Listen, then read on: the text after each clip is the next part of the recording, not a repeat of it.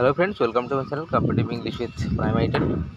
তো বন্ধুরা, আজকে তোমরা জানো এর আগে আমি সকালেও কিন্তু উল্লেখ করেছিলাম যে আজকে সুপ্রিম কোর্টে NIOS যে ক্যান্ডিডেট, তো তাদের একটা মামলা ছিল যে তারা এই যে আমাদের রাজ্যে 2022-এর যে রিক্রুটমেন্ট হয়েছে 9533 একটা যে ইতিমধ্যে একটা প্যানেল বের হয়েছে।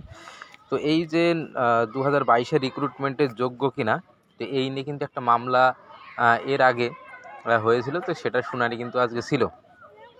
তো সেখানে যে বিষয়টা উঠে আসলো, তো আমরা জানি এই যে NIOSরা নতুনভাবে আবার সরকারি চাকরিতে সুযোগ পাবে। এই বিষয়টা গাভাই স্যারের বেঞ্চ থেকে এসেছিল 2024 সাল, অর্থাৎ আগের বছরেই 10 ডিসেম্বর। তো যাই হোক, এই মামলাটা আজকে ওঠে, আজকে গাভাই স্যারের বেঞ্চে কিন্তু মামলাটা ছিল না। তো এখানে যে বিষয়টা এলো, তো এই মামলার সিরিয়ালটা আসলেই তখনই যেটা জানা যায় সেটা হলো এই যে NIOS ক্যান্ডিডেট বেসরকারি স্কুলে চাকরিরত NIOS ক্যান্ডিডেট যারা NIOS ডিগ্রি যারা করেছে 18 মাসের কোর্স, তো তারা সরকারি স্কুলের কোনো চাকরিতে তারা সুযোগ পাবে কিনা, তো সেই বিষয়টা নিয়ে কিন্তু এই বেঞ্চ কিছু বলতে পারেনি। তো এই মামলাটা আবার প্রধান বিচারপতির কাছে পাঠিয়ে দেওয়া হয়েছে। তো প্রধান বিচারপতি সেটা ঠিক করবেন। ঠিক করা বলতে এটা অ্যাকচুয়ালি প্রধান বিচারপতির থ্রুতে এটা গাভাই স্যারের বেঞ্চেই পরোক্ষভাবে পাঠানো হয়েছে। তো সেখানেই এই মামলাটার আবার শুনানি হবে। গাভাই স্যার এটাকে কিন্তু আবার ক্লিয়ার করে দেবেন।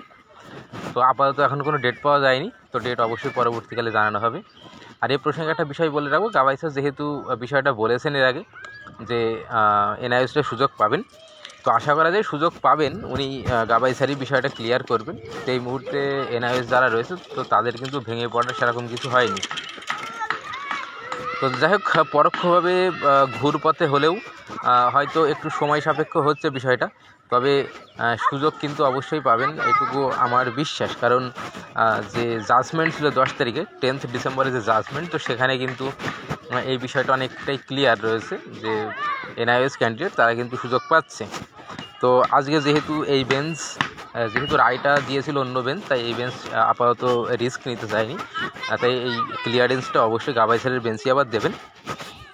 আর আমার যেটুকু মনে হচ্ছে অবশ্যই রায়টা NIOSদের পক্ষেই কিন্তু আবার যাবে। তো দেখা যাক কী হয়, ফর দ্য বেস্ট। তো আজকে ভিডিওতে এখানেই শেষ করছি। আর প্রাইমারি সংক্রান্ত বিভিন্ন খবর পেতে অবশ্যই আমাদের চ্যানেলের সঙ্গে যুক্ত থাকবে। ধন্যবাদ।